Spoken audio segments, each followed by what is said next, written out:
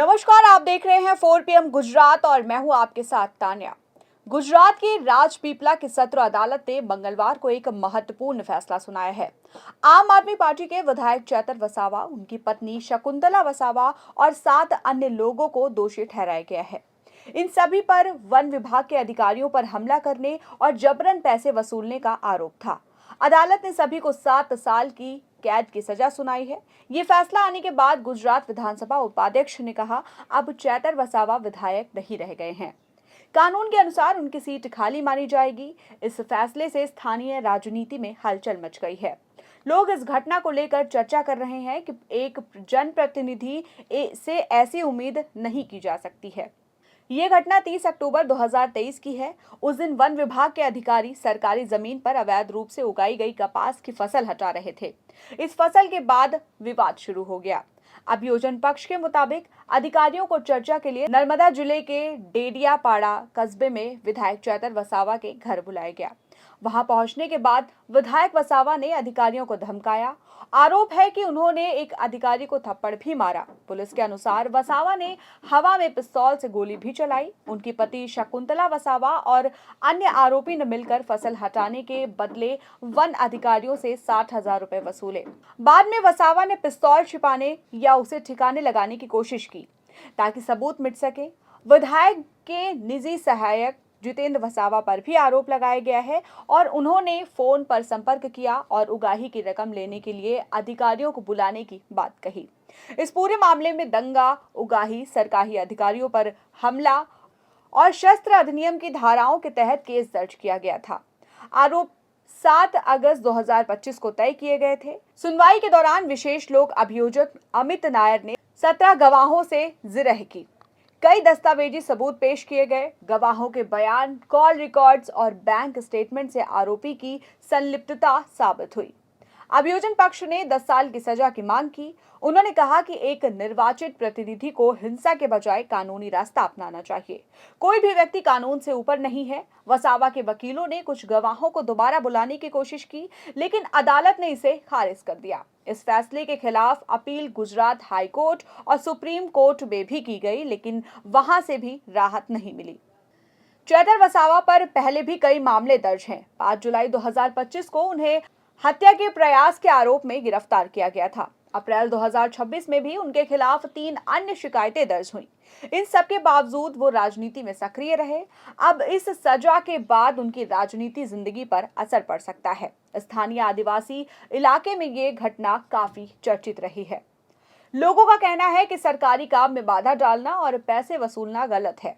One विभाग के अधिकारी अपनी ड्यूटी कर रहे हैं, लेकिन उन्हें धमकी और मारपीट का सामना करना पड़ा।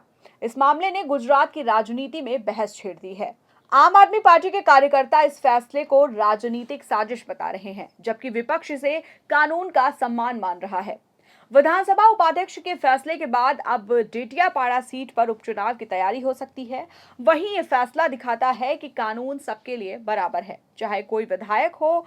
आम आदमी गलती करने पर सजा होनी चाहिए। सत्र अदालत के जज ने भी सबूतों को ध्यान से देखा और फैसला सुनाया।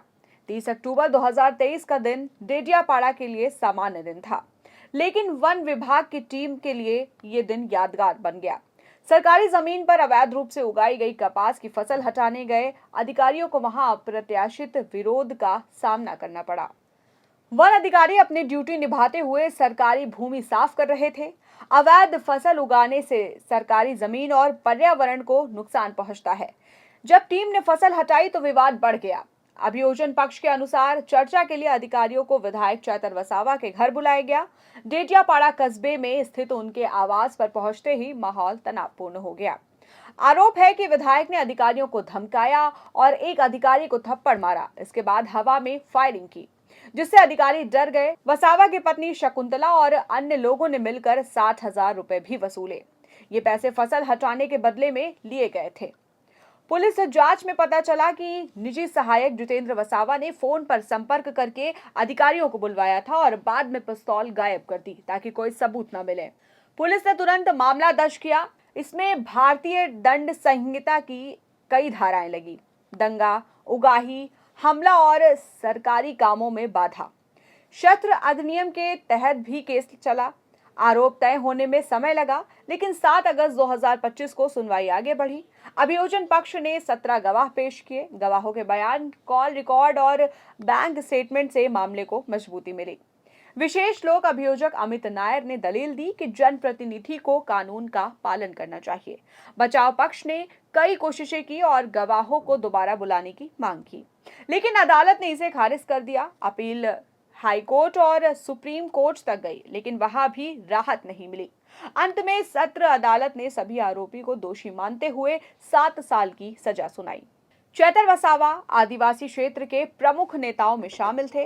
वे डेडियापाड़ा सुरक्षित सीट से विधायक चुने गए थे और स्थानीय मुद्दों पर सक्रिय रहते थे, लेकिन इस घटना ने उनकी राजनीतिक छवि को प्रभावित किया। स्थानीय लोगों में इस फैसले को लेकर अलग अलग प्रतिक्रियाएं हैं। कुछ लोग वसावा के समर्थन में हैं, जबकि कुछ लोगों का कहना है कि सरकारी अधिकारियों को अपना काम करने से रोकना गलत है। वहीं यह घटना आदिवासी इलाकों में अवैध कब्जे, वन अधिकार और कानून व्यवस्था के बीच संघर्ष को भी दिखाती है। वन विभाग अक्सर ऐसे मामलों का सामना करता है जहां सजा सुनाए जाने के बाद विधानसभा में भी चर्चा हुई। उपाध्यक्ष ने स्पष्ट किया कि विधायक की सदस्यता समाप्त हो गई है। अब इस सीट पर नए चुनाव की तैयारी शुरू हो सकती है। आम आदमी पार्टी के सामने इस मामले से निपटने की चुनौती है। कानूनी जानकारों का कहना है कि सबूत मजबूत थे। गवाहों के बयान और दस्तावेजों ने अदालत के फैसले में अहम भूमिका निभाई। राजपीपला सत्र अदालत का ये फैसला गुजरात की राजनीति में लंबे समय तक चर्चा का विषय रहेगा। इस मामले से ये संदेश गया कि कोई भी व्यक्ति कानून से ऊपर नहीं हो सकता। वहीं इस पूरे मामले को लेकर आप क्या सोचते हैं? आपकी क्या राय है? हमें कमेंट सेक्शन में जरूर बताएं। अगर वीडियो पसंद आई हो तो लाइक करें और शेयर करें, और अगर अभी तक आपने हमारे चैनल को सब्सक्राइब नहीं किया है तो कर लीजिए और जुड़े रहिए 4 PM गुजरात के साथ।